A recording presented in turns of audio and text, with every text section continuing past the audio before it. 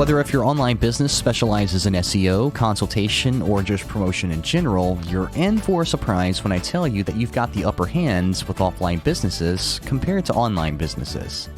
This is because offline companies oftentimes don't have a single mark on the web. I mean, like a website, a promotional video, search engine rankings, and so on. Now, if you're watching this, I'm taking it that you're either an internet marketer or you're someone who's looking to get into this type of niche in some way, helping offline businesses spread their presence on the web.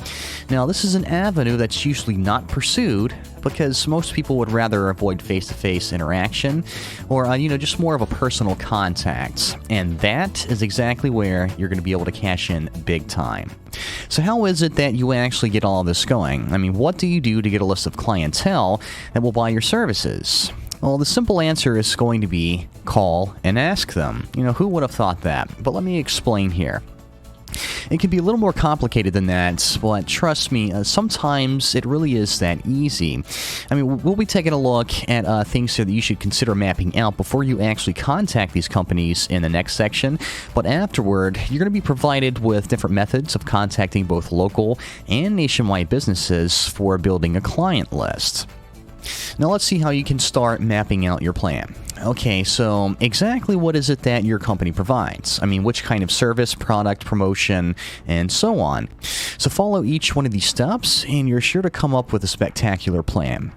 Number 1, gather a list of all the skills that you have. Number 2, decide if a skill, for example, video editing, should be offered as just that, or if it should be offered as multiple services. And what I mean is like, Service 1 can be promotional video creation, and Service 2 can be product tutorial creation. So they're both video editing, but there's a little bit different there. So it can be like multiple services that you can provide. That's going to come in handy for later. Let's go on to number 3. Take your skill sets and give each one a service name. An example would be like the video editing services, as I just said, like promotional video creation or product tutorial creation, and that can apply to just about any kind of skill that you have.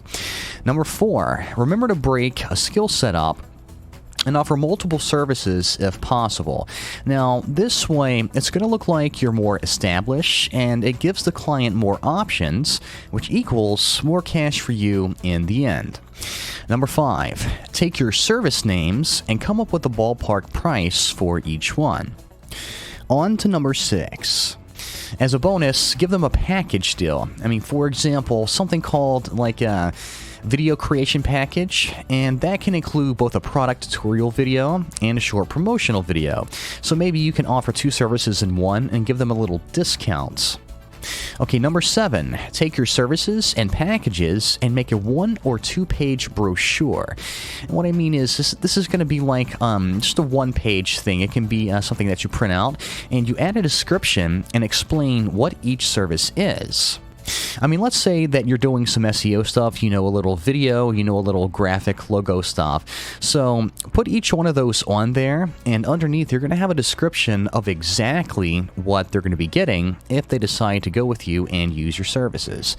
Number 8, add your name, website, email address, phone number, and seriously any other additional info that you feel is needed somewhere on the brochure. And this is going to make sure that the people that you're contacting, the businesses, are going to have all of the contact info that they need, and you're going to be easily reachable.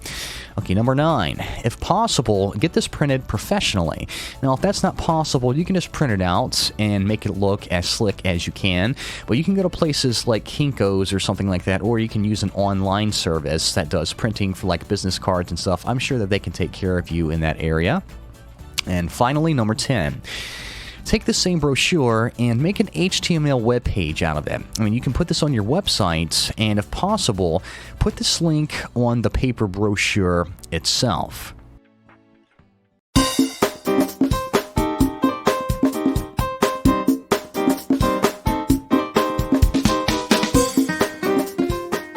Finding offline clients. How in the world do you do that? I'm going to explain that in this little video here. And you should have your services squared already when you're coming into this video. I hope you've already done that. Now, there are actually many ways that you can start gathering a good list of returning clients.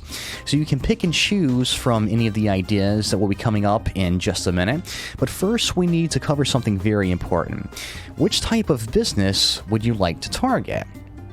So you've already got your services and specialties mapped out, you've got your brochures made, and so on.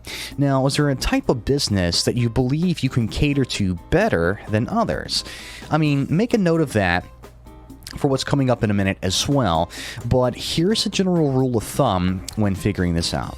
Okay, the less you target a specific type of business, the more likely you are to land clients, and the more cash you'll have in the end.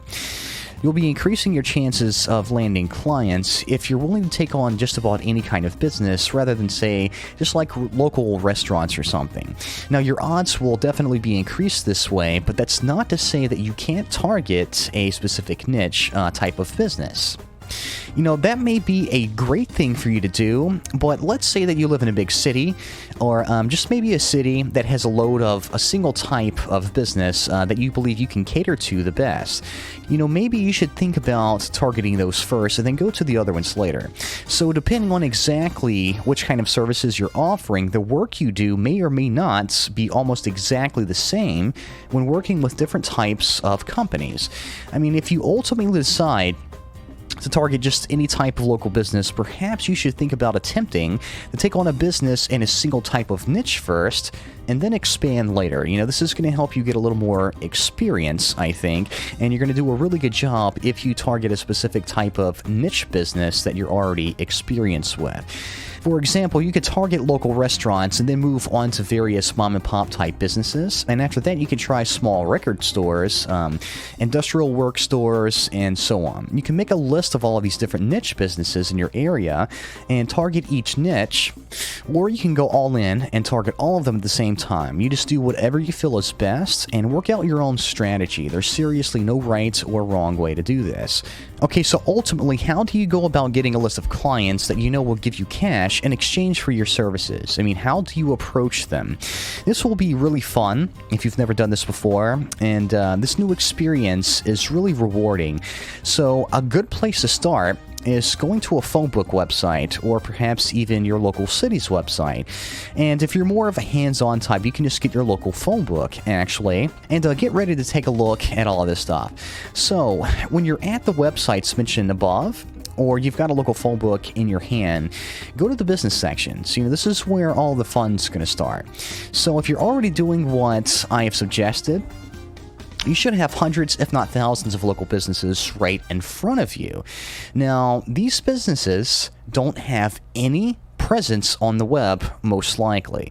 Now, do you realize how much potential to make money there is sitting right in front of you at this very moment? So let's get to work and start reeling in these new clients.